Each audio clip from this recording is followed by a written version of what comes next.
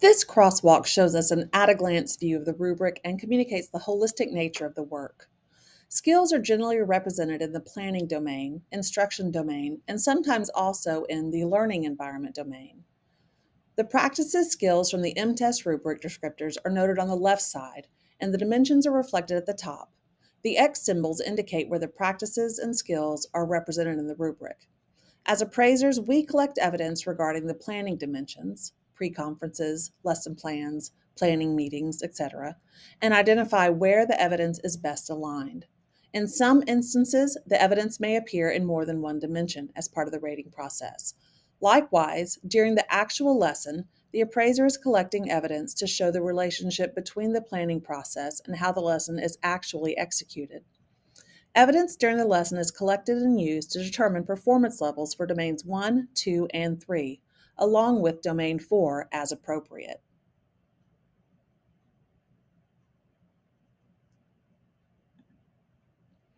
What are the implications for this crosswalk? How does it help us? The post-conferences. During your post-conferences, there should be an introduction, discussion of areas of reinforcement, discussion of areas for refinement, and then finally a review of your ratings.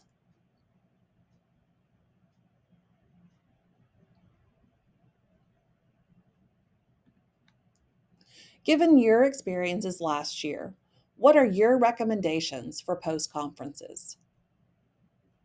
How are you personally addressing your refinement areas?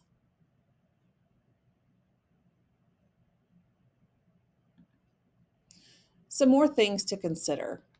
Teacher M-TESS support. What processes should we implement to deepen our understanding with the rubric and correlating practices?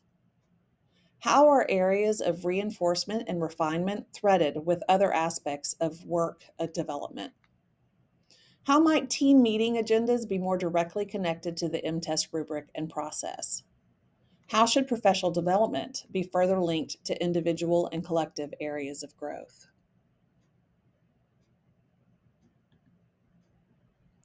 Goal setting and professional development.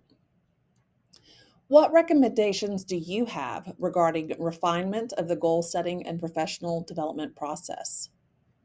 What do you think worked? What do you think still needs work?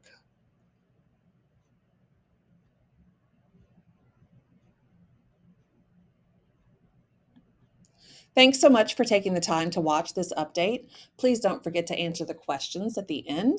If you have any other questions, please feel free to see your appraiser. Have a great year.